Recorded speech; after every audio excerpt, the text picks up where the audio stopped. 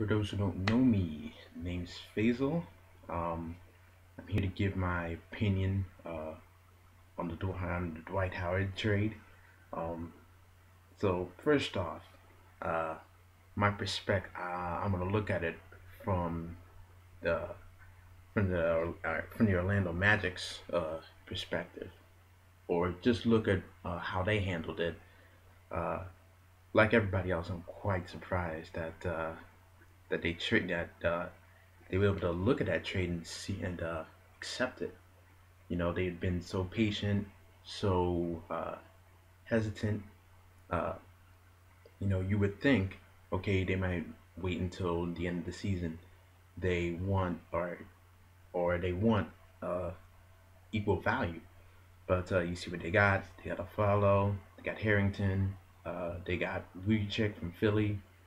They got a couple draft picks from each LA, Philly, and Denver.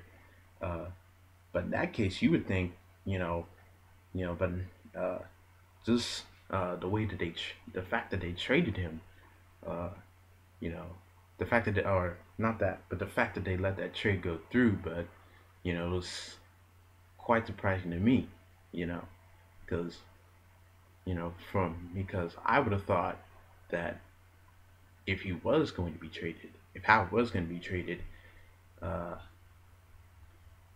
Orlando's going to get something equal value. Say, for instance, if it was a straight up Magic Lakers trade, I'm pretty sure it would have been Howard to LA, Bynum coming their way, or Gasol, as we all thought. Um, Not even that, if you get a third involved, team involved, that was crazy.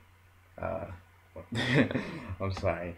Or if you get a third team involved, who knows, Cleveland or Houston, something like that.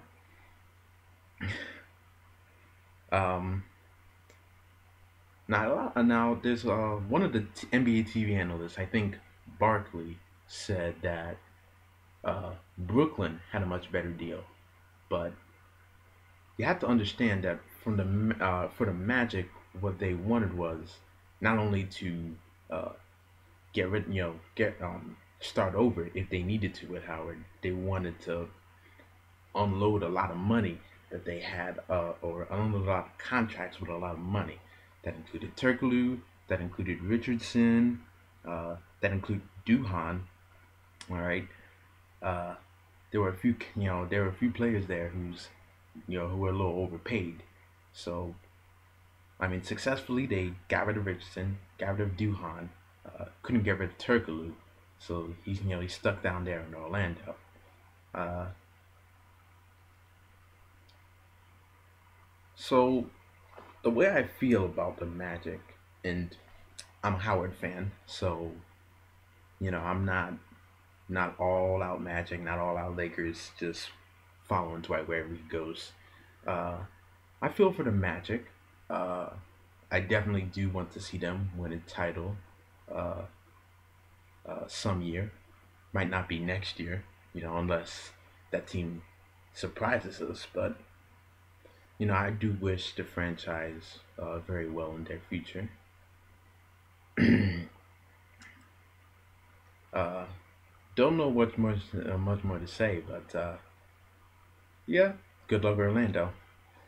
Um, so now let me look at what this trade does for the Lakers, and I can't even start to think what this will be like, and even because Dwight Howard finally got what he wants, and I like the trade. You know, I'm happy with it. All right, I'm glad to see that he's all smiles again, and not hiding from the media or trying to say things, tell his tell his agent, uh, hey, I want to be traded here. Hey, I want to be there. I want to be, I want to do this. I want to do that. Um, I'm going to embrace going to embrace the Lakers this season, so I'm expecting a lot of hate now that I'm a Lakers fan.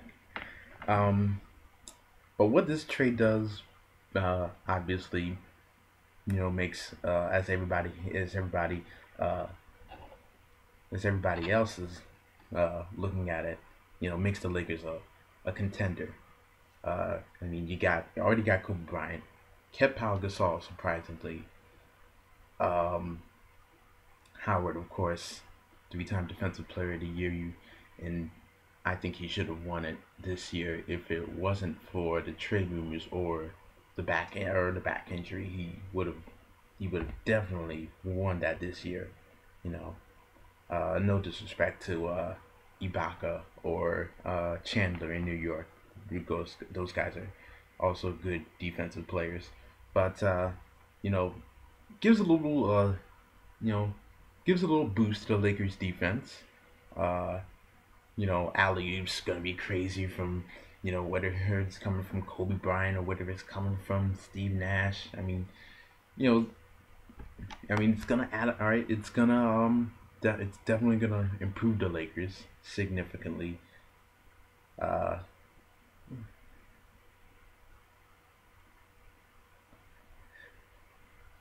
do excuse me for my little pause here. I'm all I'm all off head on this one, but you know, but the Lakers, as always, making good moves to stay in the hunt for a title.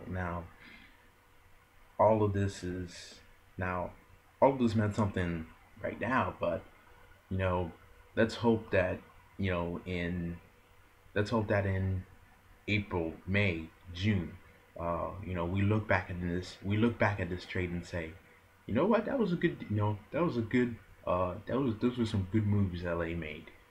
Uh, as LA made. Uh, but all right, uh, I do know. All right, there is pressure on Howard to win championships. Uh, I know Jeff Van Gundy is, I watched his opinion and he said uh, he was talking about how Howard is probably not consumed in winning those titles as as we might think or as he might think. But I guess he wants his happiness to come for I guess he wants to enjoy the game.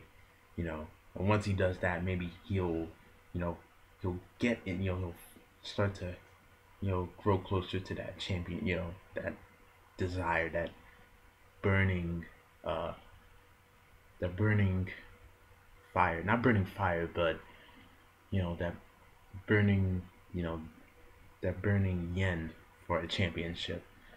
Um,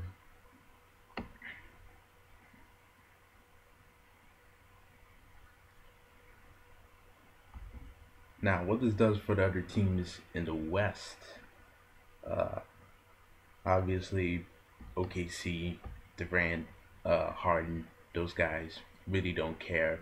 Uh, they're still the best team in the West. They're the Western Conference champions. So, I mean, in order to be the best, you got to beat the best. In that case, uh, San Antonio, I don't think they really care either. But you got to watch out for them, of course, because you saw what they did last year.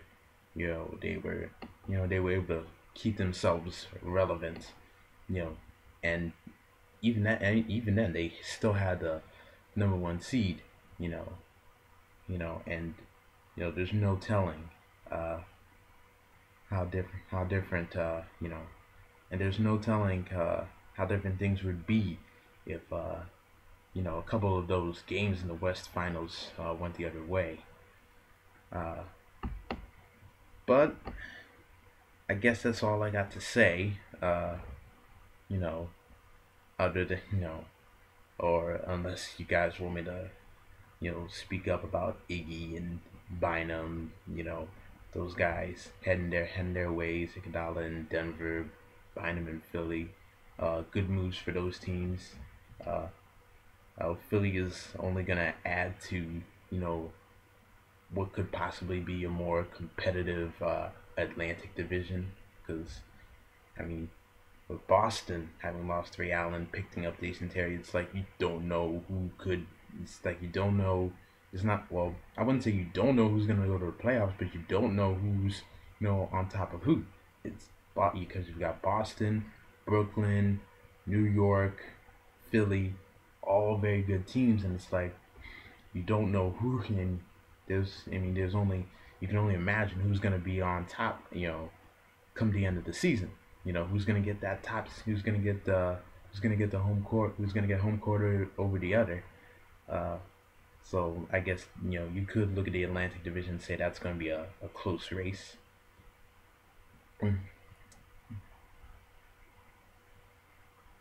And Toronto, don't even worry about them. I don't think they'll even threaten to. I don't think they'll even threaten, uh, um, or even be competitive in that division. I think it's just too much going on there. Uh, and for Denver, pretty good move as well. I think the Nuggets, Sixers, pretty similar teams, so that keeps it on a that keeps it all right. So they get very mm, so Iggy is gonna uh, deliver a lot, to that team because the Nuggets are a very balanced team. You saw them push the Lakers in that first round to a game seven. So, you know, Denver could easily be one of those surprise teams out west. Uh, that if they want to, they could probably get an upset or two and make it to the Western Conference Finals. I don't know if that's saying a lot, but you know, Denver's got a nice, good, balanced team. So it's and I think they were tops in the league in terms of scoring offense. So definitely gotta watch out for those guys. But if you're on YouTube, Facebook, wherever, throw me some comments. Uh, and that's my take.